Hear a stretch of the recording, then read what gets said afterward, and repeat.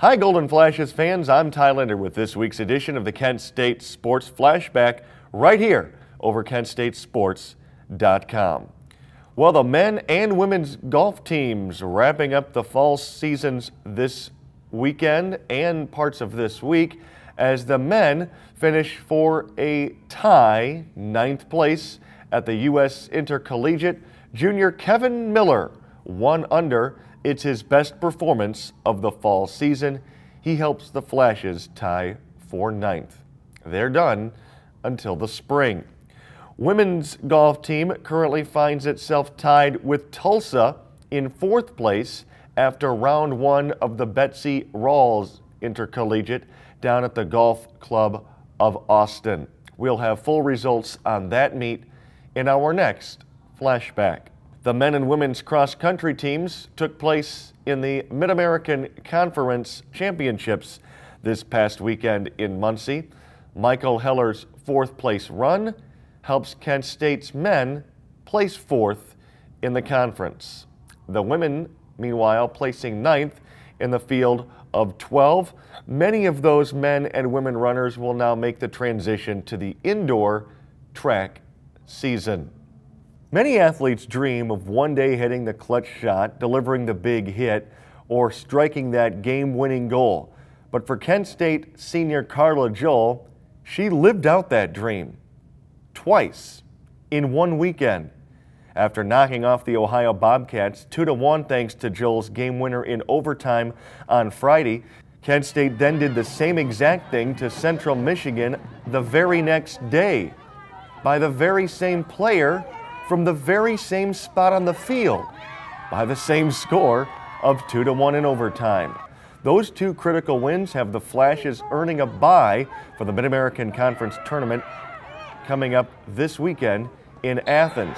The Flashes await the winner of a Central Michigan-Missouri State matchup in the conference tournament semifinals that'll take place on Friday at 2:30. Winner moves to the final on Saturday in Athens. It was a dramatic turnaround this year for the Golden Flashes women's soccer team. Unfortunately, a persistent thorn in their side, the Buffalo Bulls, who knocked off the Flashes during the midweek last week 1-0, and then again at Zeller Field on the weekend in the MAC tournament 2-1. Despite the 2 losses to end the season, memories of a 4-win 2010 campaign were clearly erased this year when the Flashes posted a 12-8 mark, 6-5 in the conference, to multiply their win total by 3 from the previous season.